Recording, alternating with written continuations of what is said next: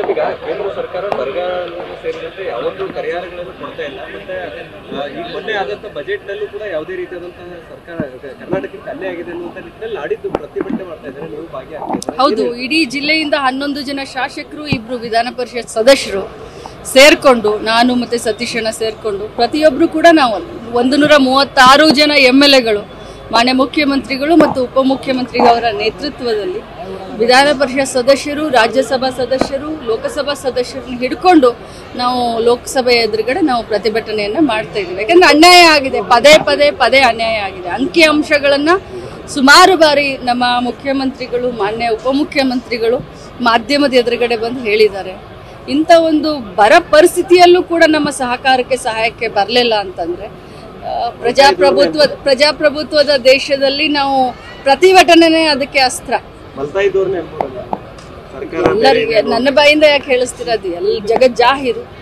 ಈಗ ಕೇಂದ್ರ ಸರ್ಕಾರ ಬರಗಾಲ ಸೇರಿದಂತೆ ಯಾವೊಂದು ಪರಿಹಾರಗಳನ್ನು ಕೊಡ್ತಾ ಇಲ್ಲ. ಮತ್ತೆ ಈಗ ಮೊನ್ನೆ ಆದಂತ ಬಜೆಟ್ ನಲ್ಲೂ ಕೂಡ ಯಾವುದೇ ರೀತಿಯಾದಂತಹ ಸರ್ಕಾರ ಕರ್ನಾಟಕಕ್ಕೆ ಅಲ್ಲೇ ಆಗಿದೆ ಅನ್ನುವಂತ ನಿಟ್ಟಿನಲ್ಲಿ ನಾಡಿದ್ದು ಪ್ರತಿಭಟನೆ ಮಾಡ್ತಾ ಇದ್ದಾರೆ. ನೀವು ಭಾಗಿಯಾಗ್ತಿದ್ದೀರಾ? ಹೌದು, ಇಡೀ ಜಿಲ್ಲೆಯಿಂದ 11 ಜನ ಶಾಸಕರು, 2 ವಿಧಾನ ಪರಿಷತ್ ಸದಸ್ಯರು ಸೇರ್ಕೊಂಡು, ನಾನು ಮತ್ತೆ ಸತೀಶಣ್ಣ ಸೇರ್ಕೊಂಡು, ಪ್ರತಿಯೊಬ್ರು ಕೂಡ ನಾವು 136 ಜನ MLAಗಳು, ಮಾನ್ಯ ಮುಖ್ಯಮಂತ್ರಿಗಳು ಮತ್ತು ಉಪಮುಖ್ಯಮಂತ್ರಿಯವರ ನೇತೃತ್ವದಲ್ಲಿ ವಿಧಾನ ಪರಿಷತ್ ಸದಸ್ಯರು, ರಾಜ್ಯಸಭಾ ಸದಸ್ಯರು, ಲೋಕಸಭಾ ಸದಸ್ಯರನ್ನು ಹಿಡ್ಕೊಂಡು ನಾವು ಲೋಕಸಭೆ ಎದುರುಗಡೆ ನಾವು ಪ್ರತಿಭಟನೆಯನ್ನ ಮಾಡ್ತಾ ಇದ್ದೀವಿ. ಯಾಕಂದ್ರೆ ಅನ್ಯಾಯ ಆಗಿದೆ, ಪದೇ ಅನ್ಯಾಯ ಆಗಿದೆ. ಅಂಕಿ ಅಂಶಗಳನ್ನ ಸುಮಾರು ಬಾರಿ ನಮ್ಮ ಮುಖ್ಯಮಂತ್ರಿಗಳು, ಮಾನ್ಯ ಉಪಮುಖ್ಯಮಂತ್ರಿಗಳು ಮಾಧ್ಯಮದ ಎದುರುಗಡೆ ಬಂದು ಹೇಳಿದ್ದಾರೆ.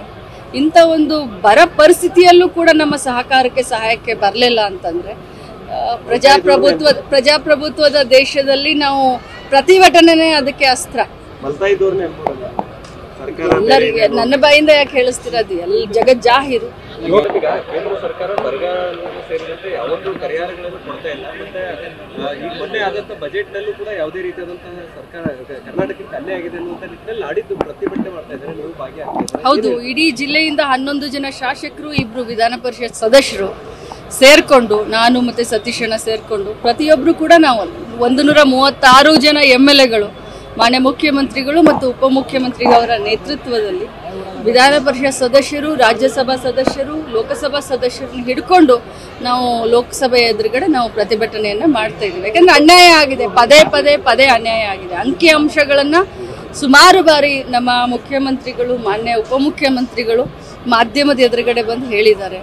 ಇಂಥ ಒಂದು ಬರ ಪರಿಸ್ಥಿತಿಯಲ್ಲೂ ಕೂಡ ನಮ್ಮ ಸಹಾಯಕ್ಕೆ ಬರಲಿಲ್ಲ ಅಂತಂದ್ರೆ ಪ್ರಜಾಪ್ರಭುತ್ವದ ದೇಶದಲ್ಲಿ ನಾವು ಪ್ರತಿಭಟನೆ ಅದಕ್ಕೆ ಅಸ್ತ್ರ. ಎಲ್ಲರಿಗೆ ನನ್ನ ಬಾಯಿಂದ ಯಾಕೆ ಹೇಳಿಸ್ತಿರೋದು? ಎಲ್ಲ ಜಗತ್ ಜಾಹೀರು.